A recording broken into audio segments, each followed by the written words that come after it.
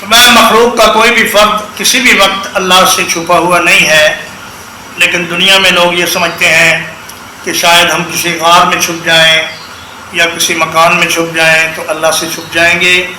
فرمایا کہ اللہ پاک قیامت کے دن تمام مکانوں کو، درختوں کو اور پہاڑوں کو اڑا کر رکھ دے گا۔ فرمایا کہ یہ وَيَسْأَلُونَكَ عَنِ الْجِبَالِ فَقُلْ يَنسِفُهَا رَبِّي نَسْفًا فَيَذَرُهَا قَاعًا صَفْصَفًا لَا تَرَىٰ فِيهَا عِوَجًا وَلَا أَمْتًا۔ آپ سے پہاڑوں کے متعلق پوچھتے ہیں، کہہ دیجئے میرا رب انہیں ریزہ ریزہ کر کے اڑا کر رکھ دے گا۔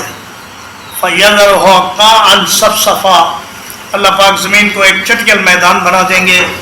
لا تَرَىٰ فِيهَا عِوَجًا وَلَا أَمْتًا، آپ اس میں کوئی ٹیڑھ نہیں دیکھیں گے اور کوئی ابھری ہوئی جگہ نہیں دیکھیں گے، ہموار زمین سب۔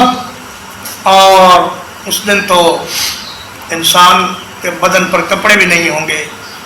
نبی کریم صلی اللہ علیہ وسلم نے فرمایا ہے کہ تم لوگ قیامت کے دن ننگے بدن، ننگے پاؤں، بغیر ختنے کے اور پیدل چلتے ہوئے اللہ کی بارگاہ میں حاضر ہوگے۔